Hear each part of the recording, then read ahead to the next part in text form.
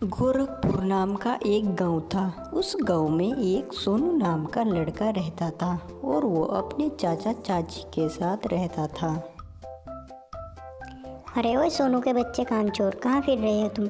जाओ, टूनू और मुन्नू स्कूल से आ गए हैं, उनके बैग अंदर ले जाओ और उनके लिए खाना लगाओ। सोनू उन्हें खाना देकर वो भी उनके साथ खाना खाने बैठ जाता है। तभी उसकी चाची आती है और कहती है, अरे तू भी खाने बैठ गया? फिर उसकी चाची उससे प्लेट छीनकर खुद खाने लगती है और खाना खाकर उसे कहती है, ये ले प्लेट साफ कर कर अंदर रख दे। अगली सुबह बबलू जल्दी नहीं उठ पाता। अरे तू अभी तक सो रहा है?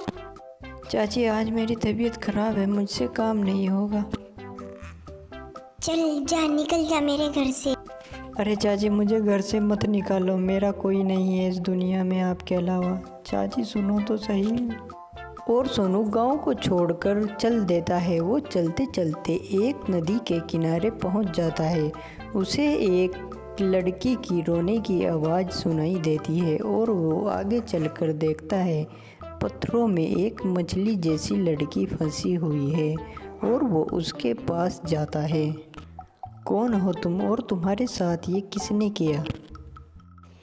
मेरी मदद करो, मैं रोज़ इन पत्थरों पर धूप सेकने आती थी, आज अचानक से मेरी पूंछ फंस गई।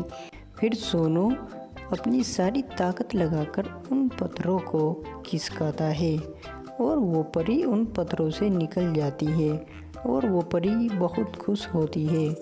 फिर वो सोनू की बाँह पकड़कर उसे पानी के अंदर ले जाती है।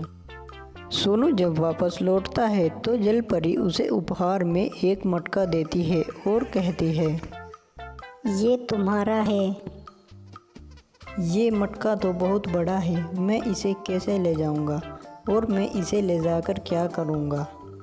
जल परी कहती है, सोनू ये जादुई मटका है और आंख बंद कर कर 3 बार ये कहना, बड़ा मटका छोटा हो जा, और ये छोटा हो जाएगा। ये एक जादुई विशाल मटका है और जो इंसान इस मटके में डुबकी लगाएगा उसकी सारी बीमारियां दूर हो जाएगी और उस इंसान की मनोकामना भी पूरी हो जाएगी। बस इस बात का ध्यान रखना, इस मटके से किसी का बुरा ना हो। और सोनू मटका लेकर गांव की ओर जाने लगता है और उसे रास्ते में कुछ लोग रोते हुए दिखाई देते हैं और वो मटका लेकर उन लोगों के पास चला जाता है। क्या बात है, आप सब क्यों रो रहे हो? अरे क्या बताए बेटा, हमारे गांव में एक जानलेवा बीमारी फैल गई है। शरीर में खुजली फैलती है और 1 हफ्ते के अंदर ही वो इंसान की जान ले लेती है। अरे अंकल, ये कौन सी बीमारी है? तभी एक बूढ़ा इंसान बोलता है, बेटा हम इस बीमारी से 1 साल हो गए परेशान हो रहे हैं, पर इसका कोई समाधान नहीं हुआ अभी तक। सोनू गांव के लोगों को रोता देखकर उन्हें अपने साथ मैदान में चलने के लिए कहता है और वो मटके को मंत्र पढ़कर बड़ा करता है और फिर उनसे मटके में डुबकी लगाने के लिए कहता है। फिर वो एक एक करके डुबकी लगाते हैं।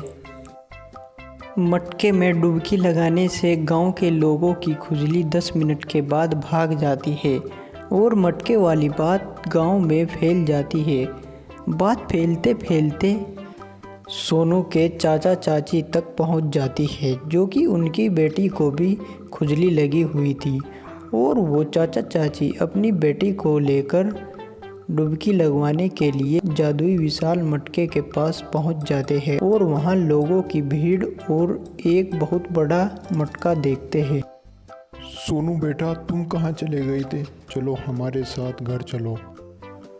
और सोनू चाचा चाची के साथ जादुई विशाल मटका लेकर घर पहुंच जाता है और वो अपने चाचा चाची की मदद करता है। ऐसे ही वो गांव के सभी लोगों की मदद करने लगता है और अपने आप भी बहुत तरक्की कर लेता है। फिर एक दिन उसकी चाची को सोनू की तरक्की से जलन होने लगती है और उसकी चाची मटके को चुराने का सोचती है। एक रात उसकी चाची मटके को चुरा कर बाहर ले आती है और उसे मंत्र बोलकर बड़ा कर लेती है और उसमें डुबकी लगाती है और कहती है, जादुई विशाल मटका, मुझे हीरे जवाहरात दो। और दूसरी डुबकी लगाती है और कहती है, जादुई विशाल मटका, इसमें सोनू को डुबाकर मार दो।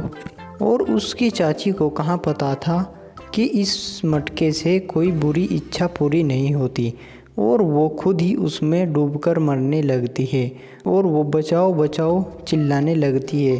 फिर गांव के सभी लोग उस विशाल मटका के पास इकट्ठा होने लगते हैं। सोनू और उसके चाचू भी बाहर आते हैं और सोनू सारी बात समझ जाता है। सोनू फटाफट डुबकी लगाता है और कहता है, हे विशाल मटका, मेरी चाची से जो गलती हुई है उसे माफ़ कर दो। फिर उसकी चाची की जान बच जाती है और उसकी चाची सोनू से माफ़ी मांगती है। मैंने तुम्हारा बुरा चाहा, फिर भी तुमने मेरी जान बचाई। मैं अब तुम्हें एक माँ की तरह प्यार करूँगी, मुझे माफ़ कर देना बेटा। और सोनू भी अपनी चाची से प्यार करने लगता है और सोनू खुशहाल ज़िंदगी जीने लगता है।